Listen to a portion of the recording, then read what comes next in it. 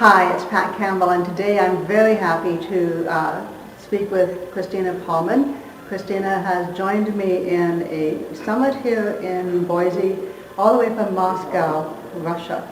And Christina, just tell us a little bit about what you're doing, and you can name your website for us, and then we'll go into a little interview.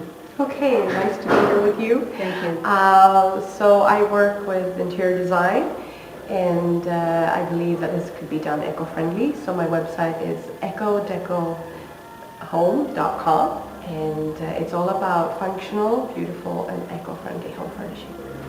Which is really something that, you know, the young homeowner and the progressive individual who's wanting to be thoughtful about the world is certainly interested in. And you come from many years of experience, and we'll talk about that here a little bit. Yeah. Good. So, Christina, this year you've made a significant shift from working within your strengths as an employee to becoming an entrepreneur. Thank you. And it's been remarkable to watch what you've done in just a few short months. So congratulations on that. Thank you. But what I want to ask you this morning is, what have you taken from your years of experience and network to begin your business? What was the impetus that helped you make the leap from launching into building a business for yourself?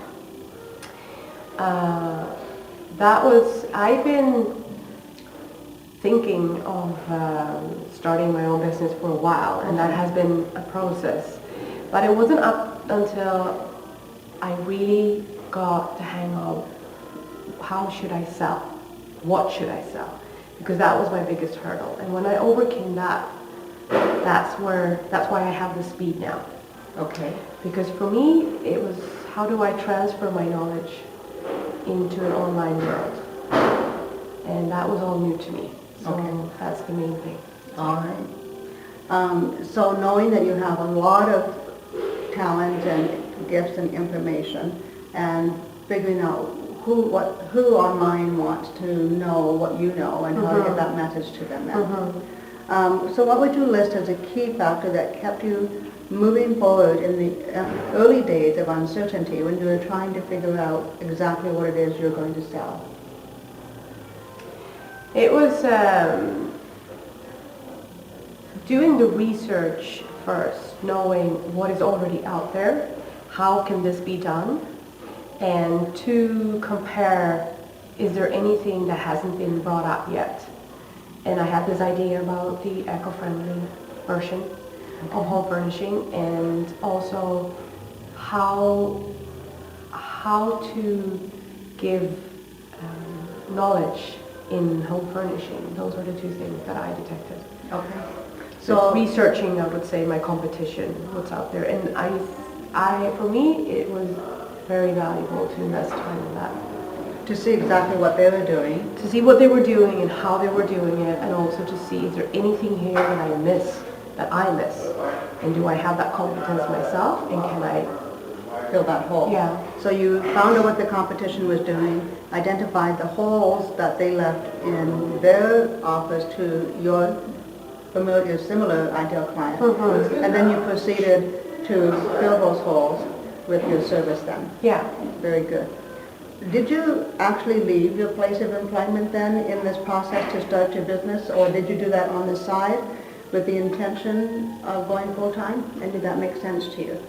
Yes, I haven't left my employer yet, but I said yet. The aim is to do so. Okay.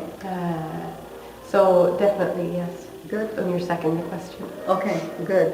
And so what you're saying then is, even though you work in a very big job and you have those time commitments, you were able to find the commitment and the time to go from pretty much zero to having a presence online and having a path to follow. So it can be done on a part-time basis. Yes, it can. All right.